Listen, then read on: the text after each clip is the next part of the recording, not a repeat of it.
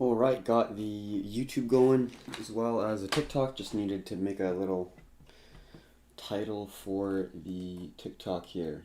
Got it on public so everyone can see it, which is awesome. It will be a global macro and then a crypto market after, so I will put global macros to start. And then we'll be looking at our normal set of price action here. I do have Chainlink on here and then BCH or Bitcoin Cash on here. Just so I'm not going to be missing anything I don't want to miss. Potential opportunities, in my opinion. Yeah, SXP is just absolutely crushing. Looking for continuation setups, we'll see.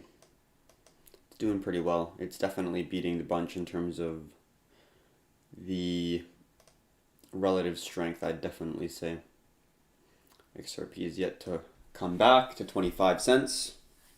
But we will begin very shortly here. Yeah, SXP is the one to be looking at if you are a very short-term trader. Sometimes I'll trade short-term, looking at the 5-minute, 3-minute, 1-minute, but I don't risk as much as I would normally do. Let's say on a normal 1-hour execution time frame that I would usually swing trade. But it's good fun. Just very, very simple support and resistance. Very, very, very simple. Looking at order books, time and sales, all that good stuff. Alright, so let's get the recorder going. Got some stuff to be talking about today, not a whole lot, but we will get this started very shortly here. SOS is so beautiful. Yeah, I got a nice little setup here. Got a bunch of charts there, got a bunch of charts over there. Christian says, hey, what's your expectation on ADA? So he's talking about Cardano. We'll get into that in the crypto market update. I do think I have it in this section maybe. Maybe in this section. Nope. Maybe in this section. And there it is, Cardano. So before we get into the video, I'll just touch on this. I currently see a descending triangle formation on top of a key level of resistance from the symmetrical triangle. So we see that this around 1347-ish zone is a very strong level of support. Previously was a strong level of resistance within our symmetrical triangle. We got a strong move to the upside, retested, but it came back and now it's just consolidating above that zone. So in terms of market structure, it's making a nice, well-respected zone, and we can see in the previous move that we had, let's just move this. This is a symmetrical triangle right here, and then we see a continuation pattern before we get the massive move to the upside. This is our symmetrical triangle, this is our continuation pattern, and then I think and I will be looking at Cardano when it does break out of this descending triangle formation, because I do think that we will have a pretty strong move to the upside. We're already looking at a few opportunities that we will discuss within this video, but I think that Cardano has a little bit more to go in terms of the creation and the formation of the triangle. But if it does break out and kind of have the set criteria that we look for within a breakout, and we're able to get a nice entry on there, then we're definitely going to be looking to gain exposure within Cardano for further upside potential, because it has been a relatively strong project and coin compared to kind of the basket of alts that we look at, as well as there is hype along with it with the fundamentals as well. So that's my view on it. I'll get into the global macro update, but hopefully that gives you some insight on what I currently think of Cardano. Also, someone says, Thinkorswim, this is called TradingView. It's a free platform to use. I personally pay for a subscription that allows you to take away ads and allows you to use a little bit more features that they have available, but it is free to use if you are trying to find a really good charting software. I don't actually execute off TradingView. I'll go to my exchange to execute, or my broker, but I just use it for having all my charts on one monitor, so that I don't have to really like reconstruct each chart every single day, because I look at a lot of things. I like to take a lot of things in just I think it's very useful. Trying to understand global risk sentiment, which we will talk about within the global macro update. Wow, thanks for that. Yeah, no problem. So I definitely think it's looking strong. It's not ready yet, but you know, if we're able to hold this support zone, that's going to be a very, very significant area for us to hold. And then we're looking for a possible resistance right around here, like 0.145. And you're looking for a break and then a retest of a key level of significance. And then you're looking to get a nice little entry on here. Kind of like we got here. You could look at this. I personally entered right here on the retest. So theoretically on this side, that was your retest right there. So if you're just looking for a retest, that would be your possible entry. But with this lower high, I was asleep around that time, around midnight. So then I just said, okay, I'm not really going to enter here. I'd rather see it break this descending zone because it did create a lower high. Whereas here, it made a higher high. So you could be looking for a possible melt up, which this theoretically is. So then you go like here, and then that would be your melt up phase of this ascending wedge. So you're looking for continuation patterns, and this one's a descending triangle. What's up with the gold? What's the message? So we'll talk about gold in this video as well, but let's have a quick discussion of gold and silver. Personal opinions on why gold and silver is going up. Just monetary uncertainty, money printing. There's a lot of easy money. There's a lot of easy credit right now, and we've seen this in the past. When we have easy credit, along with the fact that they're printing lots of money, is going to dilute the amount of dollars there is within the available, group of dollars that people use, expanding the money supply, expanding the balance sheet. So let's look at the last time this happened in the United States, for example, because we always like to look at history to understand what happened in the past to potentially create a possible scenario of what could happen in the future. During the late 40s, 50s, and 60s, we had the lowest interest rates we've had in history in the United States, right? There was easy money, easy credit. The United States was booming, right? It was very easy to get money for a business. It was easy to grow. And then if your business grows, you have to hire other people. Their business grows. It was a great time, right? The overall economy was running hot. When we got into the late 60s and especially the early 70s, when they got the gold standard taken off, 1971, there was starting to get a worry of inflation because there was easy money, there was expansion in credit, right? Similar to what we have now. Interest rates were at basically almost zero for 7 years after the great financial crisis, raised them just to a mere 2%, and now they're at 0%, and they will probably stay there for many years to come. So we're in a place where we can't raise interest rates. No business can pay more. Governments can't pay more to pay off, let alone even the interest rate, not even the principal, right? So there's a lot of debt in the world. So they're going to be very, very reluctant to raise interest rates. Well, if they're going to continue the money printing, and as long as the velocity of the currency isn't absolutely going to collapse off a cliff, well then there's going to be some sort of inflation. It's happened in the past, right? Similar to the start of the 70s into the mid 70s, especially the late 70s, there was extreme inflation. Not hyperinflation, but the CPI numbers, the consumer price index numbers, were double digits, 20%, which is pretty substantial. They had to raise interest rates, right? But then if you raise interest rates, the market's going to absolutely collapse because it's going to be harder for businesses to obtain capital, and all that stuff goes along with that. So we're in a place where monetary policymakers either have to destroy the equity markets and other risk-on assets, or face, at a later point, significant inflation. And if you're a monetary policymaker, you would always want to kick the can down the road. That's just the way that it has been, and that's probably the way that it's going to be for the next little while. So, in short, I do think that gold and silver are going to be playing a very big role in the next handful of years. Also, during that time, gold went from like $250 to like $2,000 from 1970 to 1980. Silver went from like $11 to, I don't exactly know what the high was. So let's actually quickly quickly check the high of silver back in 1979, 1980.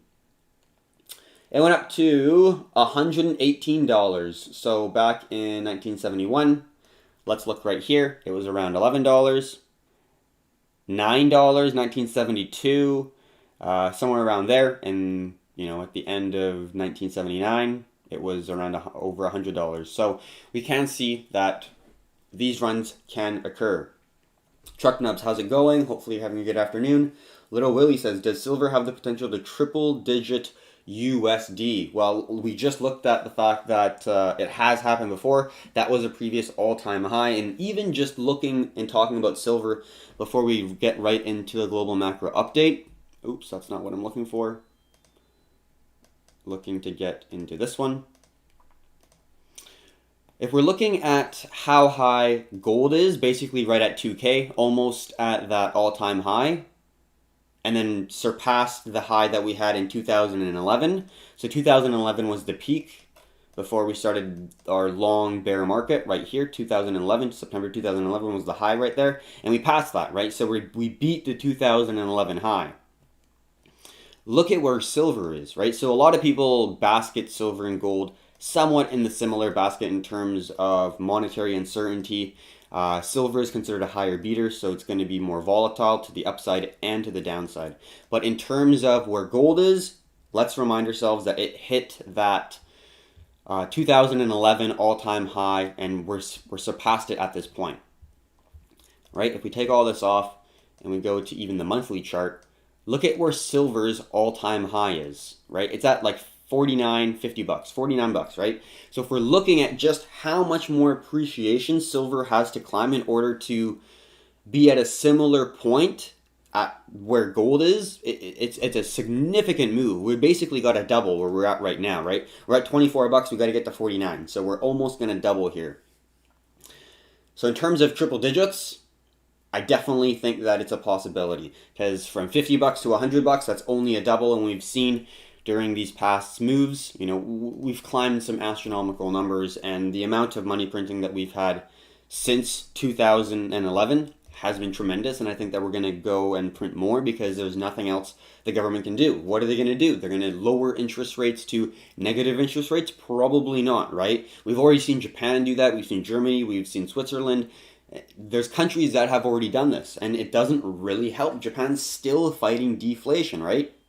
Which, yes, it doesn't really, I don't think will help much, but who knows? There's a lot of things that can go on. 2020 has been pretty crazy.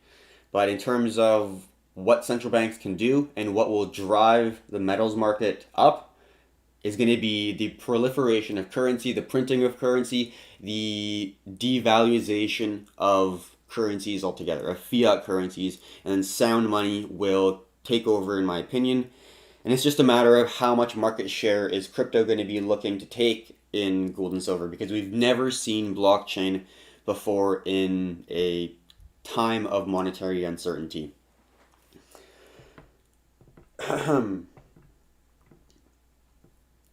Ryan, is that why you have that bar in front of your screen? Do you buy gold holdings or physical bars? Yeah, so exactly. So this is what you call bullion. This is silver bullion, and it's a long-term investment that I personally like to partake in, as well as obviously trading it digitally. But if you have it in your hand, if you have a stack of bullion, you could also look at bullion vaults, which are basically you pay someone to hold it for you safely.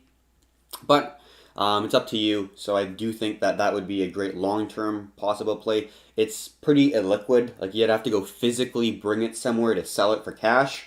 Whereas if you're trading in a futures contracts, contract for difference, or CFDs, or if you're just holding shares of, like, let's say if you're trading or wanting to invest in gold miners, which are going to be appreciating good rate than gold, because obviously the revenues are like multiplying at an exponential rate when gold's going like this. And then if oil is going to the downside as well, their highest expense is going down. So they're really playing the perfect situation of a business where your expenses are decreasing and your revenue is increasing when you see the kind of divergence of the movement of gold going up and oil going down. So like GDXJ, which is the junior ETF, those are some opportunities that you can gain some exposure in the metals market. If you are looking for speculation in equities, that's an option. There's some silver ETFs as well.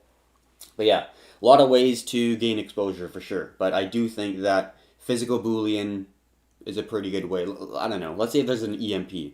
Some crazy shit happens. I have no idea. 2020 has been wild. But having physical assets is very important in my opinion as well. You can't really trade them, right? You can't just buy and sell it really quickly. So it's a long-term, many year investment. I don't exactly know how long because I like to look at the price action. I'm not going to say I'm going to sell exactly 4 years from now. That kind of doesn't make sense in my opinion. Chuck Nub says, I see bullion like crypto. If it's not in your wallet, it's not your crypto. I completely agree. It's a little bit challenging because like I trade obviously, so I use the best brokers or exchanges I believe I can find. So if you're like CMC or Trader Workstation in IB, so Interactive Brokers, are really good for if you're looking into getting into metals or like FX or something along the lines of that. And then Binance or Bybit would be pretty good in terms of an opportunity for crypto, in my personal belief. But yeah, I completely agree. You should, if you are investing in crypto, always have a hardware wallet. If you don't know what a hardware wallet is, it's basically this guy right here. I'm just showing it on TikTok, but I'm showing my Ledger Nano S. It's probably one of the most common wallets, or hardware wallets. They also came out with a new one that's able to Bluetooth to your phone, which is pretty cool. But I got one a little while back, so they did not have that model when I bought mine. A reminder for yourself. Yeah, it's also a reminder, I guess. I keep the rest just not out, obviously. Don't want to have like all of my silver and stuff out. But yeah, I just thought it was appealing to look at. I know that silver is going to be a pretty key role in the future in terms of where the monetary system is going, because right now there's no real value in money that we see. Every day looking at the Canadian dollar, American dollar, Japanese yen, Swiss franc, whatever, we're all in the fiat currency system where there's no real value exchanged. It's just paper money that people have confidence in, and that's why it holds value. But we'll see. It's pretty crazy to think that a lot of these central banks are creating their own digital currency, because that would create a very easy way for people to onboard onto the crypto system, because then there's going to be everyone who has a Fed wallet, a Bank of Canada wallet or whatever, and then they'll just inject coins right into that wallet or dollars. It'll be crazy. It'll be a really interesting system.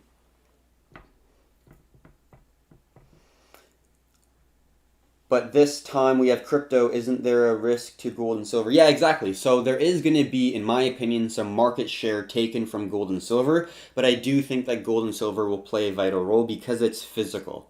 I don't think everything will completely go digital. I think that gold and silver will always play a role.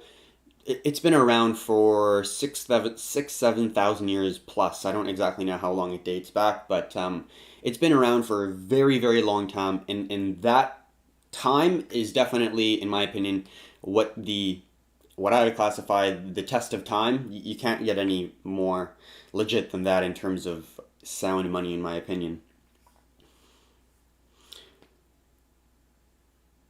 Chuck Nub says, just having it physical possession and not paper trading it instead of having someone else store your gold and silver. Yeah, so I completely agree.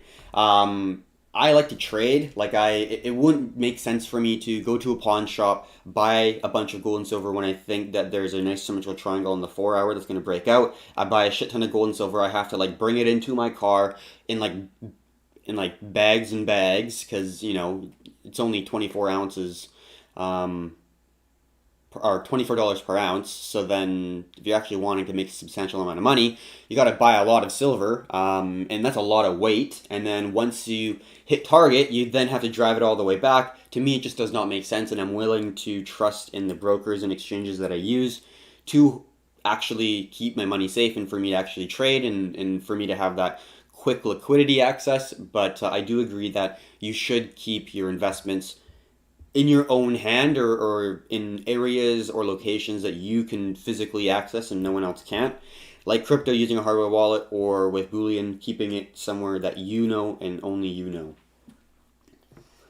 Where did you buy your bullion? I bought it downtown in Vancouver. I live in Vancouver, so there's a bunch of places that you can. I don't exactly remember. Just Vancouver bullion. Currency exchange in Vancouver, yeah, bullion exchange, VBCE is where I got it. I own a Ledger and it's great. Guy with the dog and camera, nice. I like that name.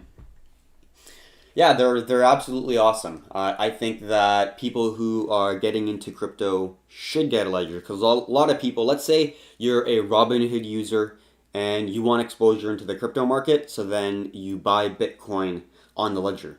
We can't send that Bitcoin to people, right? You can't buy things with it. You can't exchange it for another token. You can't send it to an exchange and buy Binance Coin with it, or buy Link, or buy Cardano, or whatever the case may be. It's just a fictional price that you enter that, and it's, I believe, a contract. I don't exactly know how Robinhood does it. Maybe you just buy it into BTC, and they have a pool of BTC that they have that you're buying into, and then once you sell it, they just get rid of that contract, and you make or either lose your money. But I don't exactly know how they do it. But you don't actually have your coins. You don't own your coins. So it's not the correct way to long-term invest, in my personal view. There's a lot of different options and ways to invest in cryptocurrencies. You could look at even GBTC, which is Grayscale's public company that you can invest or trade in, that allows you to gain exposure in a price action structure that looks very similar to Bitcoin, because they're mining and they're in the crypto space. Also, another one is Dash. Ticker symbol is Dash, so it's called Dash. Neptune Dash Technologies. They stake Dash, so very similar to mining in that they get rewarded for keeping the network secure, using a lot of energy, but a little bit different in that you're not actually mining. It's a little bit different, but they also provide exposure to the crypto market. Mara, M-A-R-A, is another one as well. So that's why it's great to know where your money crypto is. Have a good day. Thanks for all your videos. Yeah, no problem. Hopefully I have a good day as well. So I'm going to get the video started here for the crypto market update. We're going to go into the S&P first to discuss that, go into the equities. Someone said we should look at emerging markets. So let's look at MSCI, Emerging Market Index. Morgan Stanley Capital International is an index to measure equity markets on a global emerging market. So let's look at that one, because someone said I should take a look at that one, because maybe they might want it. I totally don't mind. So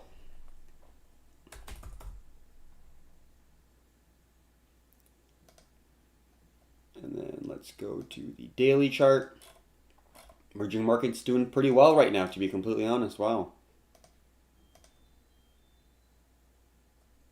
Yeah, we'll see. Okay. Let's get the recorder and let's get this video started here. Just making sure I don't have any more questions to go over before we get started. All right, cool. We'll go over a little bit of fundamentals, some news that I found that I thought was interesting, and then we'll go over a little bit of information regarding credit, debt in the United States, and then a little bit of discussion between what's happening in the news and the price of oil, and then we'll jump into the price action from there. We'll be a little bit more dynamic today. It's Friday, so if you have a question, we can go over it. I like to keep Fridays a little bit more flexible, a little bit more fluid, So we'll see where it goes from here.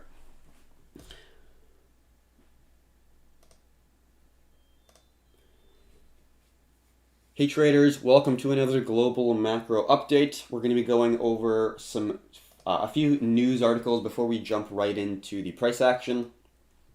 And the first article that I saw on CNBC is someone says, "Spend the money now. ING economist urges governments trying to prop up their economies." So yeah, the base of the discussion today is going to be money printing. We've seen gold, silver do really well, and a lot of people are asking questions why. It's just a metal, but we're going to look over and talk about what happened a little bit in history, discussing what happened to gold and silver back in the 70s and 80s. Mainly from 1970 to 1980, gold and silver shot through the roof, and it was because of very easy credit or easy borrowing and basically free money, where there was a lot of money printing. So if this loads here, might move on to the next one if this does not load. Don't really know that's happening. So again, even in Canada, right, looking globally, Trudeau says feds will create EI-like benefits for gig contract workers. So they're already paying for CERB for people who are unemployed or are not able to make ends meet due to COVID. Obviously, that's happening not just in Canada, but Canada is gonna. It looks like it is extending its benefits for individuals and the gig and contract workers, so they're printing more money, trying to really not have a contraction. No one likes a bear market, and they're going to try to kick that can down the road even more. It would be nice if this one would load, but it does not seem like it's loading. That's okay. We're now going to get into the money supply that was actually created, because looking at the USA, change in 3 months, we can see that it's around 13%. In the last 12 months, it's around 24% increase in the money supply. And this is from the highest, Venezuela, sitting at, in 3 months, it's over 86% increase in the money supply. And the USA, it doesn't seem like much, but 13% is a lot. And 24% in a year is a lot. That's a significant amount of dilution in the currency basket or currency pool that is circulating around the world. Also, looking at business credit by country, right? USA sitting near the top. We see that it's 15% in the last 12 months, right? This table shows the level of bank credit to private non-financial firms around the world, right? USA is kind of sitting at the top, and we're going to look at previous historic times where there's been easy credit for businesses and individuals, as well as a lot of money printing. Household debt to GDP. We see USA sitting up top. Switzerland, Australia, Denmark, Netherlands, Canada, Norway, New Zealand, South Korea, Sweden, UK. A lot of these first world countries are really drowning in household debt. We see Switzerland and Australia 128, 120%. That's pretty unbelievable. USA is sitting at 75%. Going to probably reach 100 here.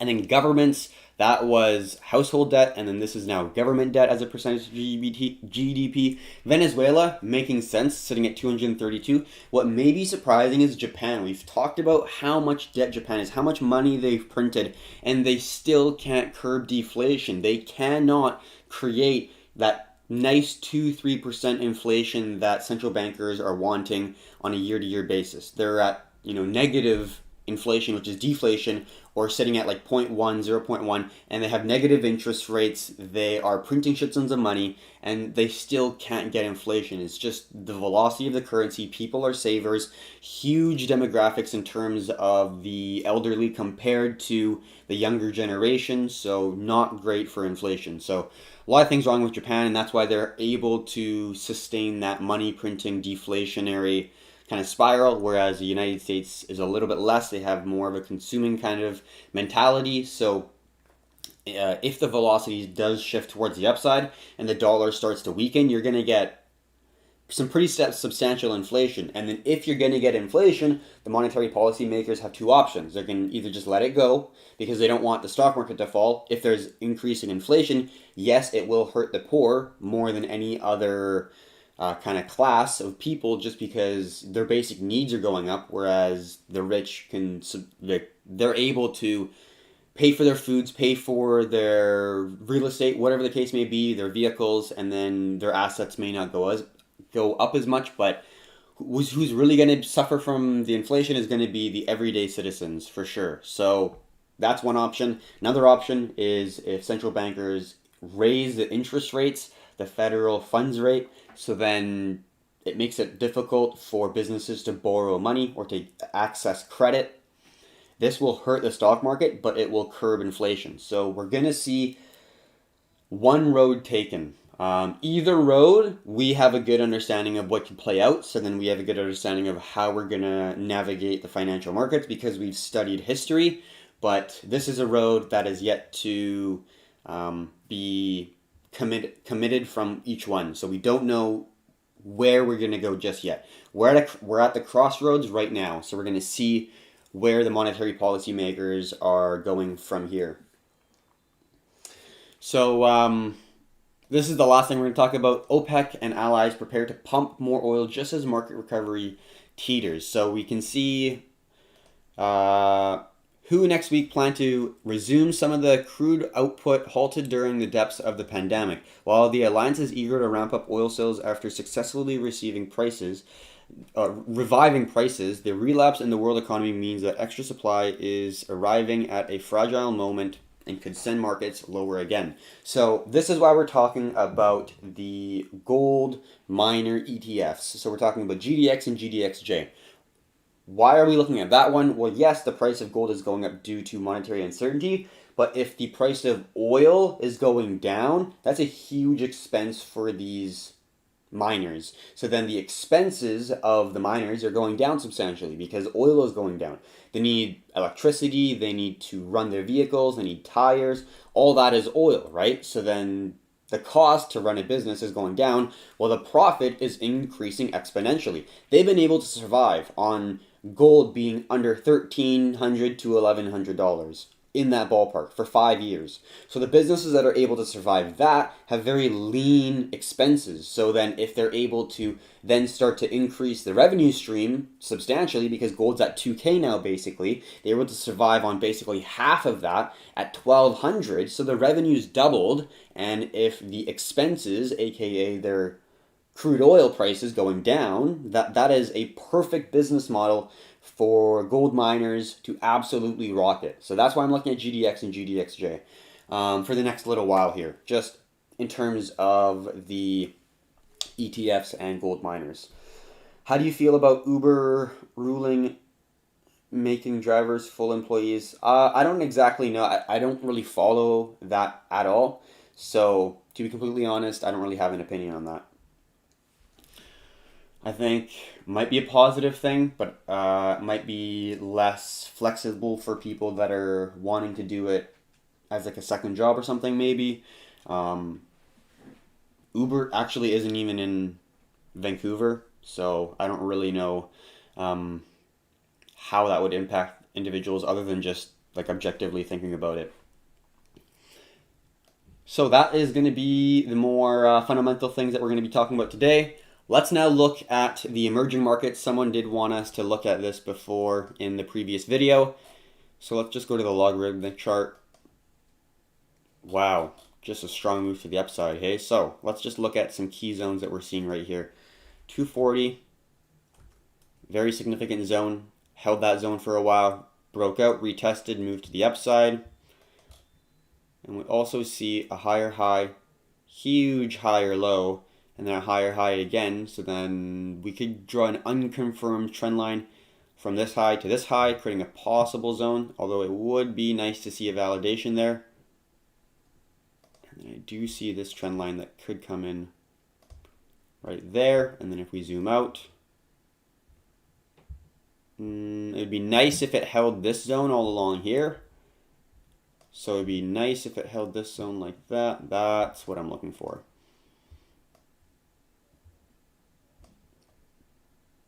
Although that high is not hit. So I think I'll go like this. Just trying to find the best fit line here. I think I will go from here. So I want to incorporate this, I want to incorporate this, I want to incorporate this, which I'm able to do so right here. So that's going to be the zone I'm going to be looking at. And then let's get our projection.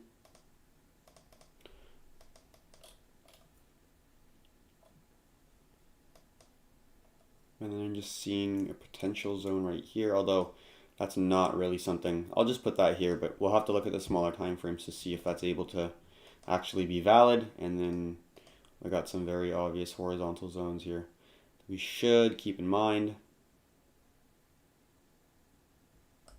Not precise though. Let's go to the daily, see if we can find anything else. Yeah, so we got this zone right here.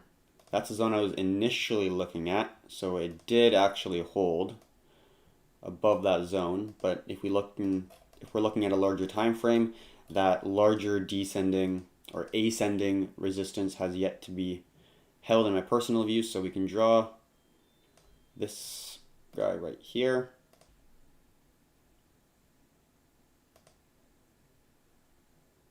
Which is now going to be a support zone. And we can just send it to the back so we can get this to make it green. I like where this trend line is. I'm going to make it a little bit more refined. But it's pretty unconfirmed, so I'm going to go like that for now.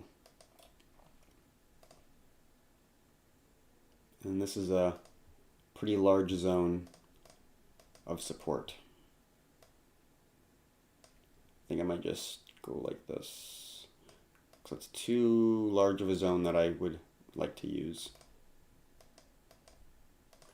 So to be honest, I wouldn't really trade this. I don't really see a great pattern.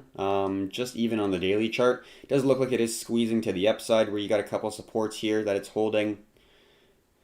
Pretty longer term ascending resistance that we do have to keep in mind. Although if we are squeezing right here, kind of like so, we could see a move back to the upside to the high here just to retest it. But yeah, if we're looking on the 1 hour, and then if we really zoom in, man, this thing is jumpy and it does not really like to move that much. Yeah, so if we're going to go like this,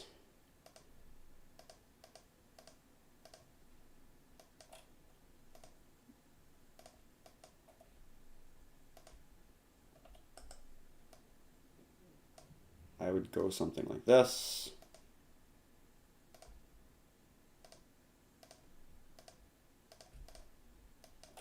And like that. So as an overview, we know that that's a key level of support. We can also draw support just off of here, because we can see just in the candles, higher lows, higher lows. This could be a higher low. We'd want to see validation, obviously. But what you'd be looking for, possibly, is something like this, where you get, let's get our brush. You get a break of this zone, and then you keep on consolidating, and then you break this resistance, and it turns into a new support that could be taking you to the previous high. But that would kind of be the only thing that I'd be looking for within this zone. And then for shorts, I wouldn't want to be looking for any shorts until we break this zone right here, 340. That would be the zone that I like to see break in order for me to look for any short opportunities within this price action. So that's going to be the emerging markets. Someone wanted that yesterday, so I just wanted to do that before we get into the video, or the regular video that we start off with on the SPX. So not much has happened since the last time. We did get a pretty big move to the downside after a quick rip to the upside, so lots of volatility, but it's pretty noisy because during non-market hours it's consolidating, during market hours ripped up, ripped down, so we're just not really doing a whole lot, just making a whole lot of noise. I'm sticking out of it, but we did see other indexes try to get to their previous high, like the NASDAQ, but we'll just talk about the S&P right now. The main zone that I want to see the price pass before I look for any potential risk off opportunities would be the $3,200 zone. It was a key level of resistance that we saw right here, turning into a new level of support. And then also, if we do get a structure like this could be a head and shoulders that the $3,200 zone is going to be a resistance for the right shoulder. We don't see that right now, but that could be a possibility for a top. We don't exactly know. We'll see where it goes. But the fact that we're breaking this ascending zone, which has been a support all throughout since this support right here is also a resistance. And then we see 1, 2, 3, and then 4. So pretty valid zone that we're holding. But the main level I want to see the price hold is $3,200, or I want to see the price pass for any risk off opportunities is $3,200. And if I'm going to see any continuation, I want to see it stay above 3,200 because that's a pretty significant zone. I'm looking for candle closure specifically, not exactly just a wick to the upside or downside. But in terms of current market conditions, in my opinion, it's just consolidating. So let's get this zone right here. Just talking about this within the snip. So I'm just currently looking at this as a key level of resistance. So there's going to be sell pressure at 3,280, but there is buy pressure at 3,200. We can see lots of wicks to the downside.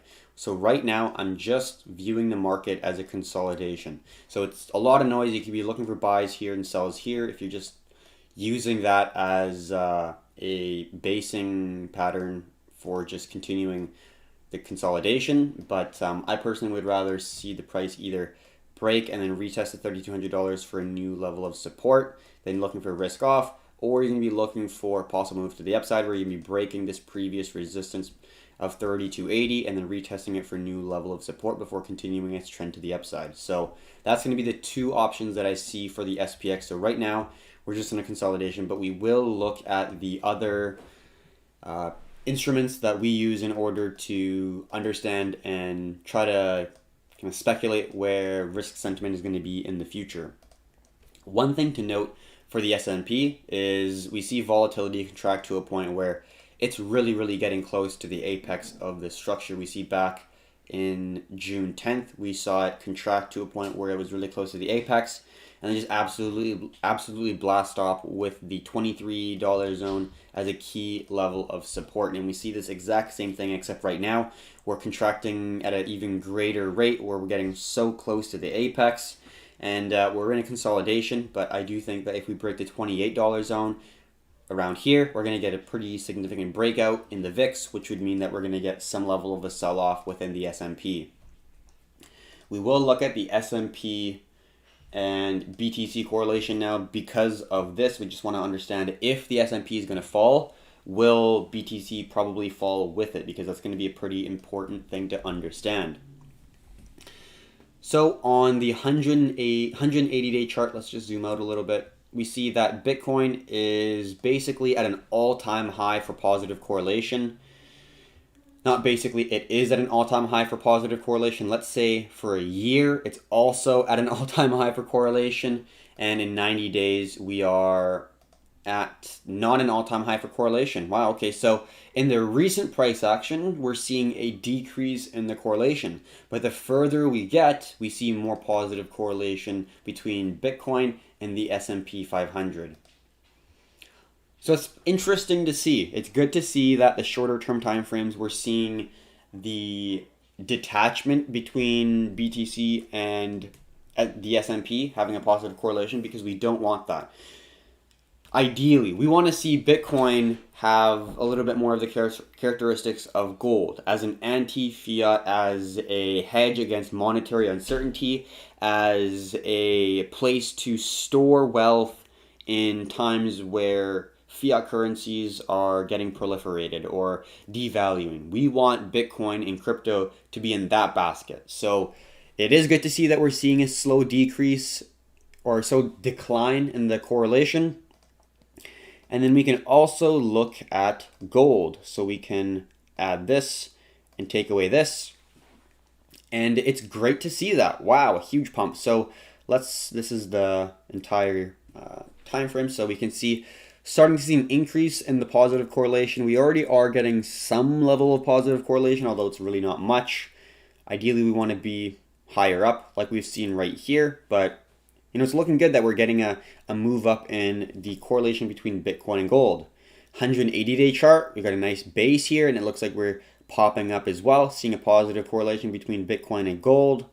And on the 90-day, we also see a huge pop in the correlation. So we're currently at around 0.07, so not a whole lot, pretty uncorrelated, but we're seeing an increase in the correlation. So that is great to see. We're seeing a decrease between the correlation between the S&P and BTC, and we're seeing a positive correlation between gold and BTC. So that is the desired direction that we're looking to see for the correlation between Bitcoin and gold and Bitcoin between the S&P.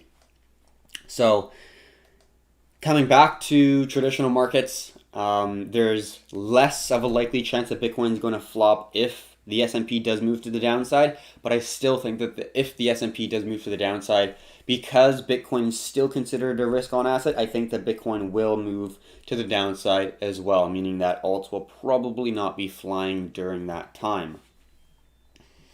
Quick look at the NASDAQ here, failing to actually get to that high. So we can see this nice descending or symmetrical triangle. I'd classify this as a descending triangle. If we go to the 2 hour, especially maybe the 4 hour right here, we can see this held. Maybe the daily is going to show it a little bit better. Yeah, so this daily showed it the best, where you see a squeeze within the support zone, and then I thought we were going to move to the upside around 11K. Did not make it all that way, but we do see it was getting a little bit close, and then it's coming back to its minor level, kind of right in the middle of this sideways channel. So the fact that we didn't make it to that zone is not great. We're now in a descending kind of zone, because theoretically this low is not as low as this low. So then if we made a high, lower low, this could be a lower high, and if it's a lower low, then it's in a slight descending zone. But right now we're just kind of consolidating within a zone. It'd be nice to see a clear higher high, or just consolidate and then squeeze within the next potential squeeze that we're seeing with this lower low. And then if we get a lower low and a lower low, that could mean a squeeze that could push the price up if we're going to be in a risk on state. If we're going to be in a risk off state, let's zoom out a little bit. Could be the lower low and then a lower low, and then if we're going to be looking at the brush here, that could be the top right there, and then the 10.4K zone is going to be the final zone for the top, like we've seen kind of the bottoming pattern, but this is a reverse, where that final zone that we need to see crack is going to be 10.47, and then once we see the price break below that area, we can then look for potential risk off opportunities or potentially shorting the NASDAQ. Although if I'm going to short anything, probably is not going to be the NASDAQ, because it's been an extremely relatively strong index compared to the rest of the indexes that we normally look at. Not much to talk about on the Russell 2000. It's just still consolidating within this price range here. All right, quick look at the US dollar index. Quite a bit to talk about because we've seen that big move to the upside. So let's go to the daily and see where it's bouncing. Look for possible areas where there's strong levels of support and see where it goes from there. Always like to start off with a large time frame. So let's just take everything off and see where it's lining up for a possible level of a support. So we can see right here, support, support, support, and then turned into a resistance and a support. You can argue that there's a lot of zones that it could have held. I completely agree. I'm just looking for some level where we could have some buy pressure. Doesn't mean I'm going to buy the US dollar or go long the US dollar. Definitely not. It just means that I'm looking for zones where there's going to be some level of consolidation. So then it's giving me an opportunity to see a possible continuation pattern to the downside for the US dollar. All right, so let's keep that in mind. I did put that zone, and then let's just put this zone right around here. And let's go to the daily. And the 94 zone for this is an important level as well. Just quickly going to be looking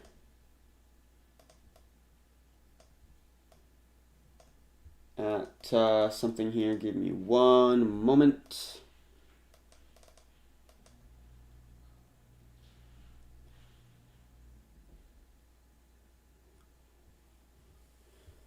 Okay.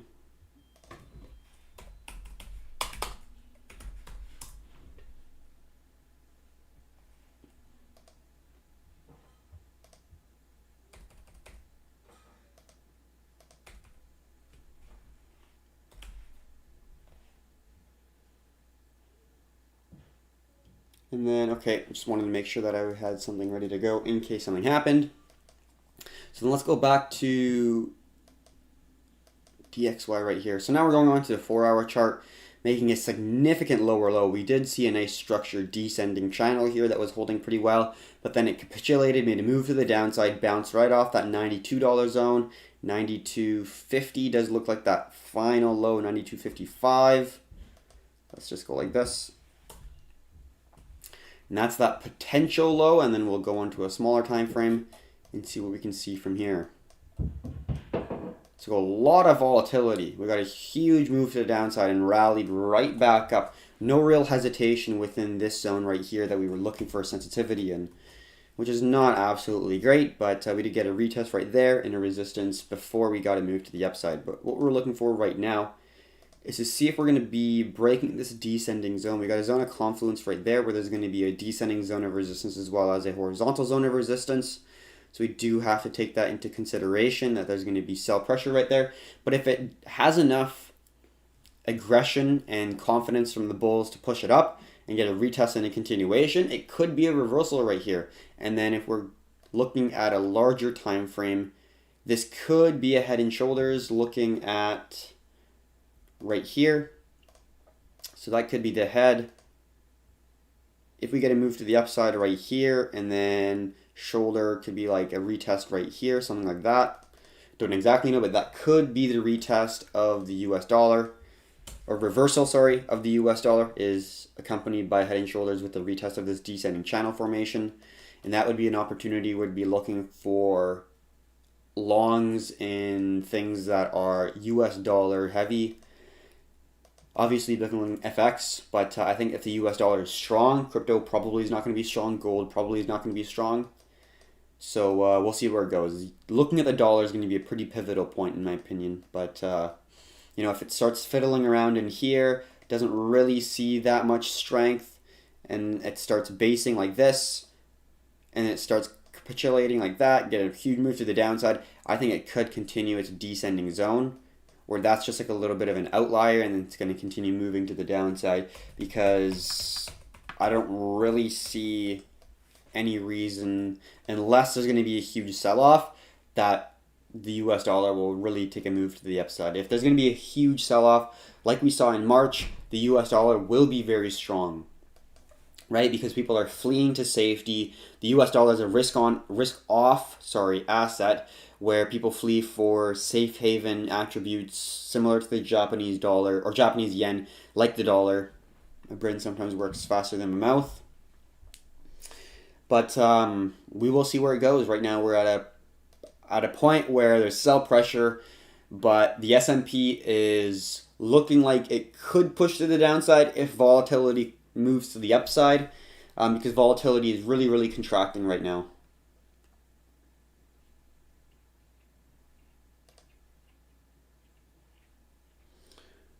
All right, so that's going to be it for currencies. Quick look right here, just looking at what currencies are doing well. Euro is doing absolutely, GBP, the entire Eurozone kind of. GBP is doing super well. Euro is doing well. CHF is doing very well. Things that are not doing very well, Canadian dollar is not doing very well. We see the New Zealand dollar not doing well. We see CAD's not doing that bad, but definitely seems like Eurozone is doing very well, for sure. So we're looking at GBP, Euro for longs possible in the FX markets. Oh, I just entered a trade and it absolutely shot up. That's awesome. All right, so I'm just going to put a stop loss here. Right there. So let's put a stop limit at the entry. And then trigger price is...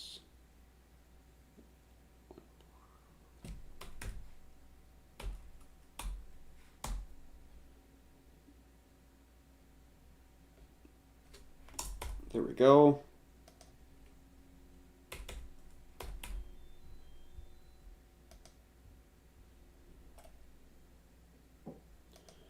Okay, so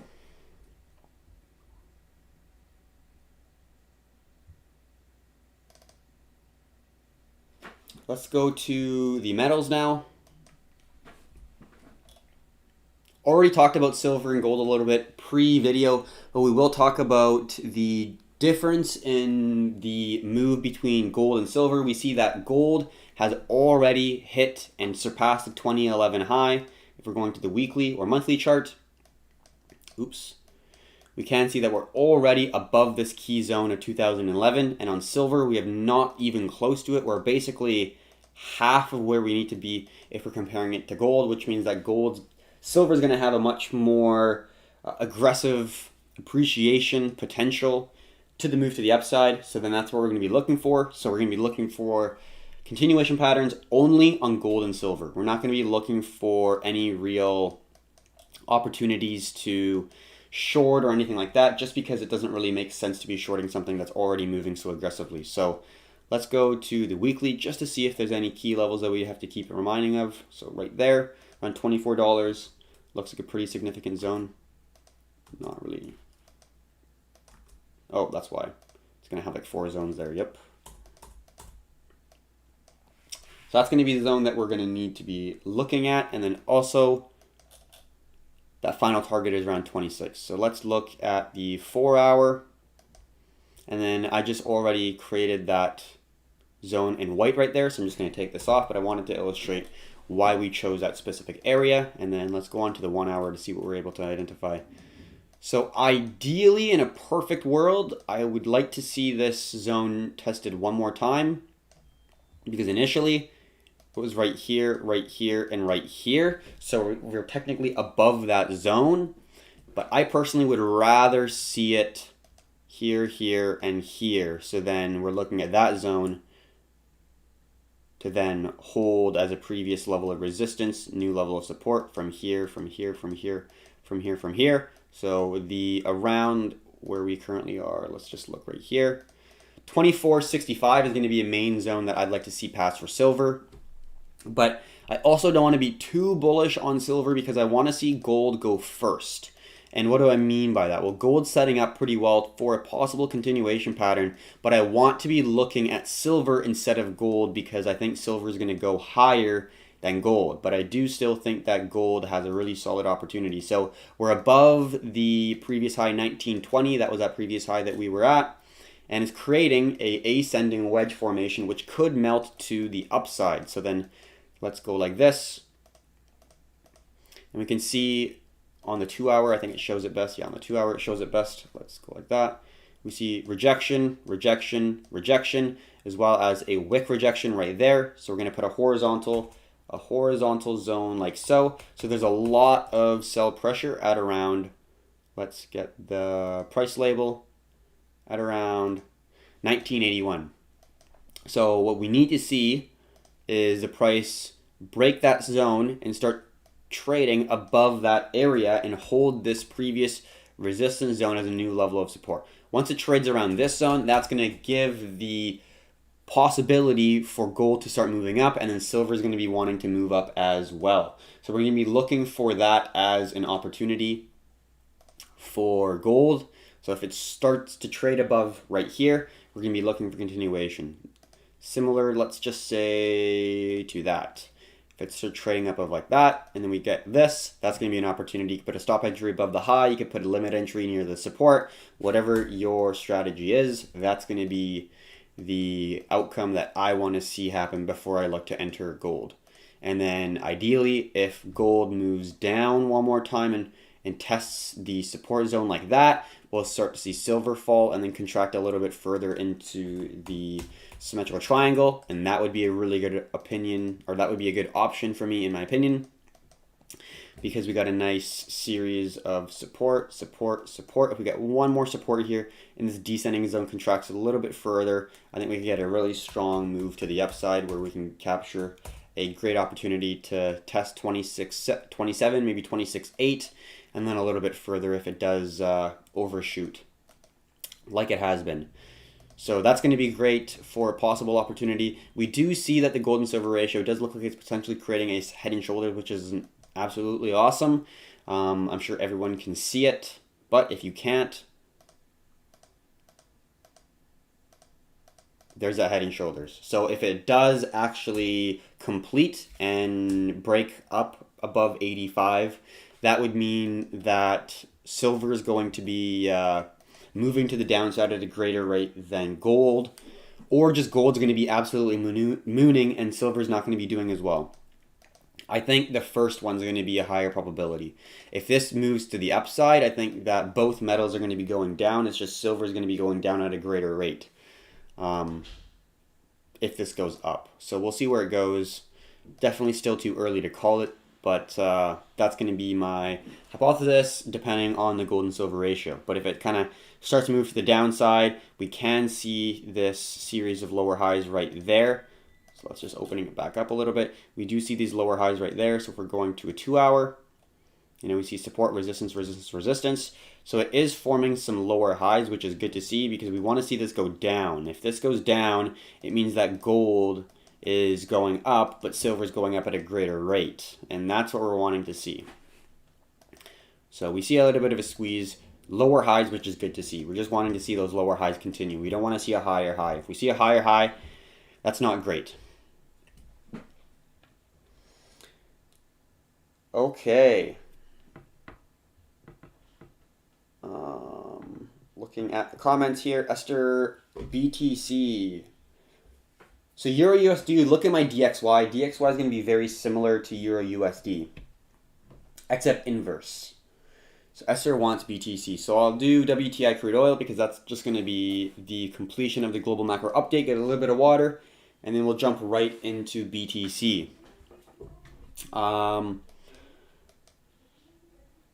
Basically for WTI, I'm just going to get a little bit of water here.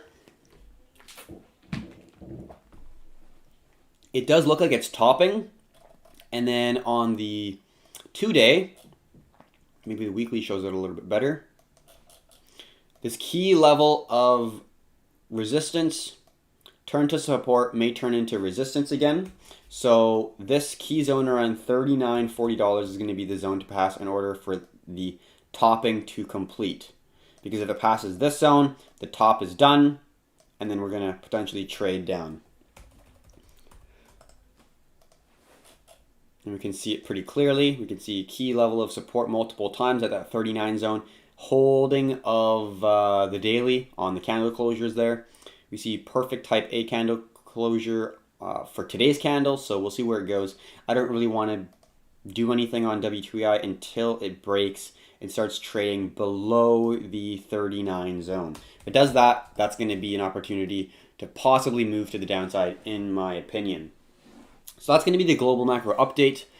We're now going to get into the, let's just keep an eye on silver. Let's now look at some crypto talk. Cardano's not doing much. Bitcoin Cash is holding really nicely. That's looking awesome. Sweet, yeah, what a trade. All right, so let's look at some crypto. Gotta love it. So I am actually seeing a similar structure between Bitcoin and gold, like very similar right now. This is an ascending wedge with a confluence, with a wick high on the first major impulse push that is now holding as a resistance, right? Think about what I just said and understand it. Look at where gold is. Literally very, very similar. Not exactly the same, but very similar, right? We see a wick high from the first impulse push. We see a series of higher highs and higher lows. And now we're at the third rejection of this resistance zone. We're now getting a confluence of a series of higher lows with candle closure, wick, candle closure, wick, with a series of higher lows. Like that's pretty well very correlated, and we see the actual statistics of correlation turn more positive for Bitcoin and gold. So there's going to be a correlation here where gold and Bitcoin are, in my opinion, going to be breaking in the same direction. It's not just looking at one asset anymore. It's multi-asset analysis is the way that you got to go about doing things. So now that we understand what's happening with gold and silver, both of them together, we can then assume that, okay, let's think of a potential solution to capture moves to the upside. What I want to see is the price start trading above the zone, not with wicks, not with a 5-minute candle, but on the 1 hour, on the 2 hour. I want to see it boom and start trading here, maybe retest this previous resistance, small wicks. You want to see tight consolidation, you want to see contraction and volatility. Once that is the case, and then maybe you get like a nice candle closure with a wick like this, you get a nice candle closure with a wick like this, you get a nice doji with a wick like this, something along the lines of that. These are really good things to see on retests, where you get a candle closure and then a wick just touching it, or a doji with just a wick touching that zone. Stuff like that I absolutely love to see. So that's what we're looking for on top of the current resistance that we see for BTC at around 11.4. Once that happens, you can put a stop loss below the low, and then you could be looking for 12K as your next high, in my opinion. You can also be using this structural zone right here, which is probably going to take you around that 12K zone as well. So in terms of potential trades, that's going to be the next opinion for BTC. For shorts, I'm going to be very hesitant on entering any shorts on BTC. That's going to be a huge red flag if I want to be looking for shorts. That's my first option because you could be looking for it. But in terms of opportunities, I would say you don't want to look for any shorts, anything that is above, let's say, 10.7. If it's under 10.7, you can possibly create a structure like this where it's going to be a topping pattern, and then you're going to be holding this zone, and then you could be trading. You could go like this, huge move to the downside, holding this support zone, rally back up, make a lower high, rally back down, test the low, tiny rally, and then a huge move down. That could be the opportunity for a short, but that would be a lot of things would have to come into play before we even look for that. I think the highest probability situation is looking for that continuation pattern to move to the upside, in my personal belief. Now that we understand that, we're now going to be looking at also just a quick look at Bitcoin against some of the other currencies here. Bitcoin against Japanese yen broke out of the high, looking great. Bitcoin against Euro broke out of the high, looking absolutely great. Haven't really closed yet, but it does look like it's attempting to break out. Bitcoin against the Australian dollar looking like it's breaking out of a key major level of resistance. So on a lot of these really significant currencies that we're looking at, Bitcoin's breaking out. So it's great to see on a large time frame. I will just stick this on the main time frame. Also, for anyone who does not know, Performante, we have our own Bitcoin volume indicator. What does this mean? If you are just normally looking at an indicator for volume, so let's say you're looking right here at SXP and you're just looking at this volume. Obviously, this is only for perpetual futures on Binance, so it's actually a really, really bad example. So let's say we're doing right here, right? You see Bitcoin compared to Euro on Coinbase, but this doesn't tell you the volume for all the different exchanges. So if you're looking at volume in equities, right, you can see the volume coming in from the broker. And, equities don't normally go on every single broker, so it's a very legitimate data feed that you're getting from the volume, the transactions that's taken place. So you can rely on it because that's the amount of buyers and sellers within the market. If you're looking at an exchange, like if you're looking at BTC, it's not going to allow you to do that. You can't rely on the volume. You can't rely on that data feed because it's not going to give you the overall supply and demand of the market participants in Bitcoin because it's only going to give you one exchange. So for example, if we use this, it's only going to give you the buyers and sellers in Binance if we just use the normal indicator. So what this allows us to do is it allows us to average all the major exchanges that crypto has, like the biggest ones, Kraken, Binance, BitMEX, Bybit, all of these exchanges, Bitfinex, and it averages them out. So this is, in my opinion, one of the best data feeds that you're able to get in cryptocurrencies for free from Performante, and absolutely awesome to use if you have not used this yet. Quick question from Link, is it really worth buying Dodge? I definitely do not think it's worth buying Dodge. It's a meme coin. It's not an actual project that people are working on. If I had to recommend something, this is not financial advice. I would say Bitcoin, Ethereum are your best bets. They're like the blue chips in crypto, in my opinion. Some of the more higher flyers, Chainlink, Binance Coin, and Cardano, Link, BNB, and ADA are going to be the three coins that I think do have some solid opportunities for, some alts that are less known than Bitcoin and Ethereum. So that's my short little spiel on that. Let's take a quick look at the volatility here. It is holding off a little bit. Let's look at a smaller time frame. It does look like it is holding a little bit. When we do see increasing volatility, though, we do see it does really, really like to move.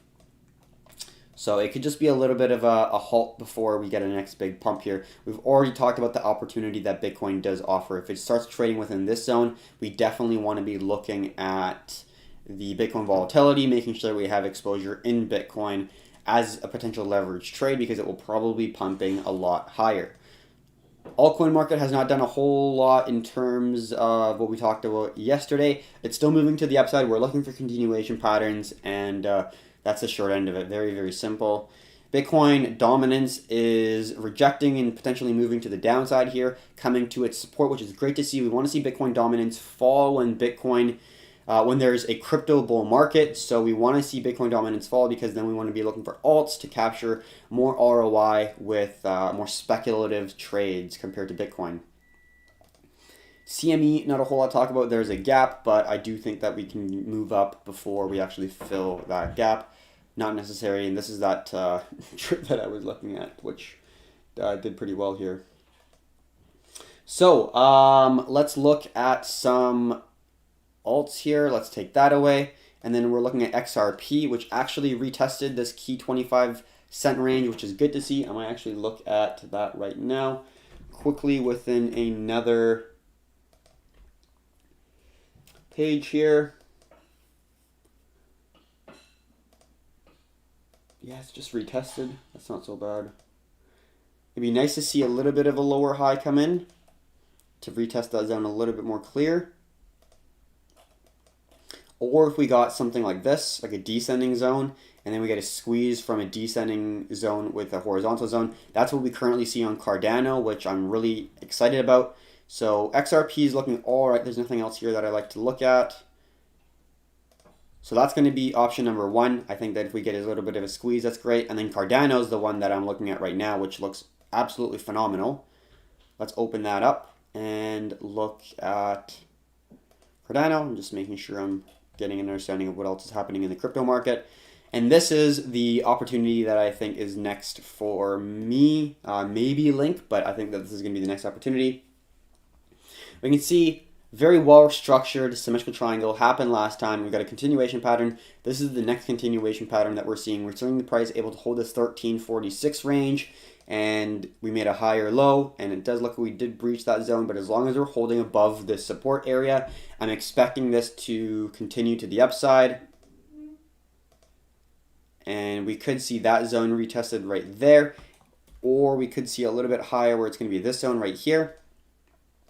So either the 1496 or 14.5, that's an opportunity for a retest for a continuation. But we need to see not only the descending zone break, but also market structure. So that's going to be what we're going to be looking for in Cardano and in Link.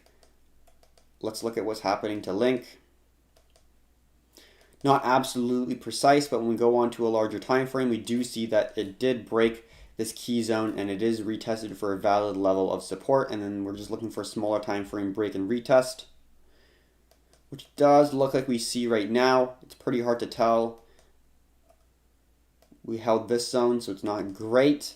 But if it does hold this previous resistance as a new level of support, and then if it breaks this high right here, might want to move it up a little bit like so. That could be the start of the next impulse push. So if it starts going like this, that's going to be an opportunity for us to get long. So that's going to be the opportunity for Link. I'll leave Cardano up, but I do like Link, so I might. And then Bitcoin Cash is another one that I'm keeping an eye on as well. XRP is not really ready. And then we talked about Ethereum being an opportunity above 325. So I wasn't able to get exactly 325, but I was able to get after it retested and pushed above 329. I think it was at 329.3, something like that. Yeah, right there. So it's looking like it's almost to our take profit. I think I'm going to leave definitely some of it left, but I will always like to take some profit, especially when it's sitting at 4.2 risk reward. That's a pretty good situation for us to find ourselves in.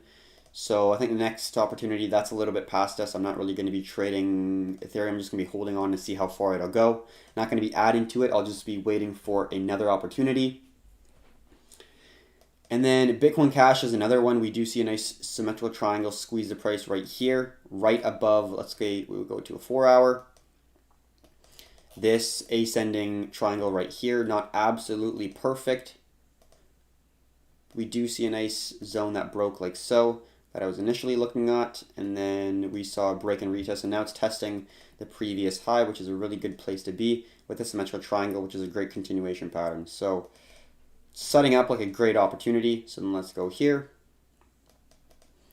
We see a break, crack of the $300 zone right here, and then now it's retesting that previous demand zone, and I really like to see it 5-minute, 15-minute. I think it looks pretty good.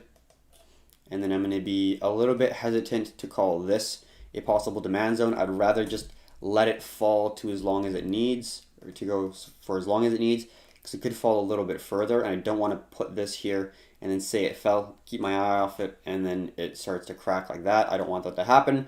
So I'm just going to be looking for a break in the squeeze as well as the market structure, breaking previous resistance and holding as a new level of support. And then you're looking for either stop entry or limit orders at the bottom there. That's going to be the structure that we always play every single time.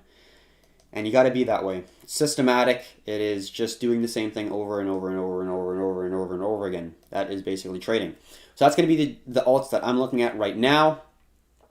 Probably will have to move the stop loss up a little bit higher for Ethereum, but I'll give it as much room as I need. I'm not going to be talking about much more on that. Thank you very much for watching. Hopefully you enjoyed it. If you have any questions, comments, concerns, don't hesitate to drop them in the comment section below. I will be watching them, so I'll be on the lookout for anyone who has questions like the emerging markets one. Hopefully you found that to be informative or educational in some way. So thank you very much for watching. Hopefully you enjoyed it. Until next time, have a good one, everyone.